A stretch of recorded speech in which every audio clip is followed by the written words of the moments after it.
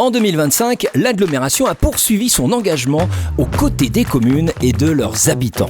Partout sur le territoire, des projets ont vu le jour pour renforcer les services, améliorer le cadre de vie et faciliter l'accès aux droits. Retour sur les faits marquants de l'année.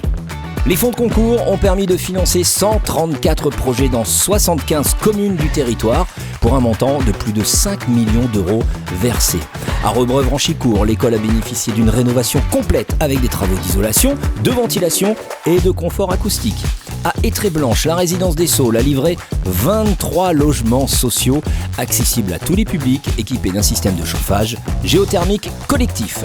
À Amand-Artois, un nouveau centre de santé polyvalent géré par Filieris a ouvert ses portes avec une équipe médicale présente du lundi au vendredi.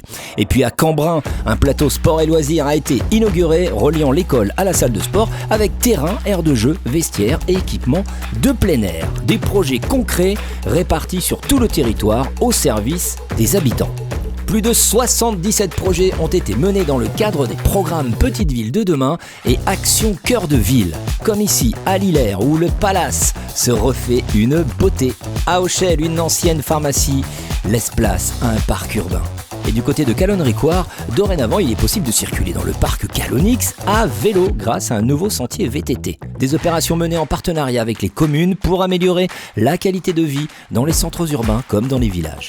Les élus communautaires ont approuvé le nouveau schéma de cohérence territoriale de l'Artois lors du conseil communautaire en décembre dernier.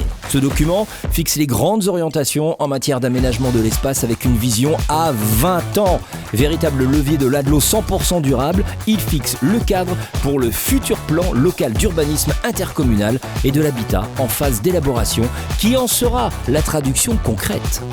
En 2025, une nouvelle unité territoriale d'intervention des sapeurs-pompiers communautaires a été inaugurée à Isbergues. L'agglomération, l'une des rares collectivités à disposer de son propre réseau de sapeurs-pompiers, compte désormais 7 unités réparties sur le territoire. Inondations, chutes d'arbres, destruction de nids d'insectes ou encore sauvetage d'animaux, les 110 pompiers volontaires assurent des interventions gratuites pour tous les habitants.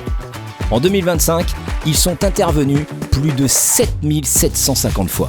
L'Agglo-Mobile a poursuivi sa mission de proximité en sillonnant les communes du territoire. Ce bureau mobile apporte au plus près des habitants une large gamme de services. Facturation de l'eau, démarches d'urbanisme, remplacement de bacs de collecte ou accompagnement à la rénovation du logement.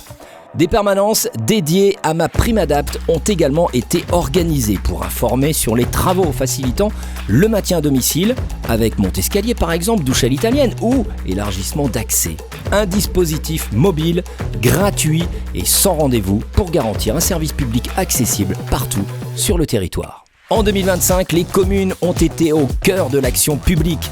Des projets concrets ont vu le jour pour améliorer le quotidien des habitants dans toutes les dimensions de la vie locale.